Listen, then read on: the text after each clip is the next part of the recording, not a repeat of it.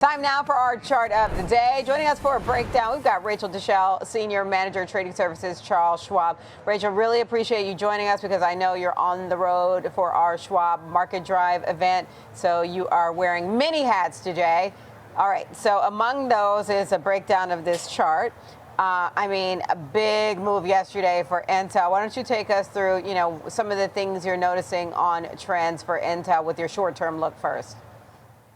Of course. So with Intel, obviously massive move yesterday, but just looking at the short term, looking at the last month of price action, the last 20 days, it really traded in a range for nearly that entire period and then broke out of that range in a big way and then is now showing up as a little bit of a consolidation in the short term. To me, what I notice is it's forming a little bit of a flag pattern in this consolidation. And these are typically continuation patterns of the trend before. So, resistance could be for a lot of traders right around those $33 highs. If traders are trading this price pattern, it could be even higher, which could be the length of that move. Obviously, patterns are not guarantees, but a lot of the times, like when we see big moves like this, we see a big candle like we saw kind of leading up into that yesterday in the pre-market.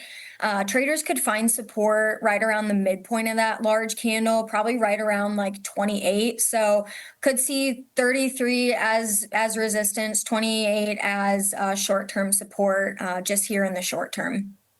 Okay, and all right, so I talked going into this about what things look like year to date. You've got a 1-year look, though. What does that look like?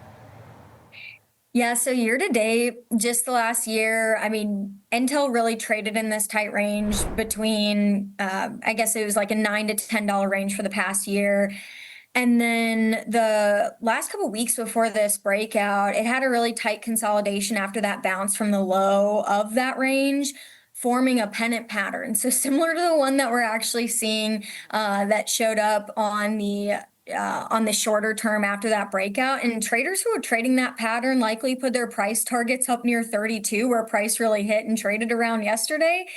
And like I said before, patterns aren't guarantees. They don't always play out, but when they do, they're a trader's dream. And with this move, momentum is confirming that move. I would say on this longer term chart, support would be that entire gap range. And to the upside, we may see near 37, which is the depth of that range that it broke out from that $9 to $10 range that we are seeing in the year. So traders may project their price targets up near 37 or so.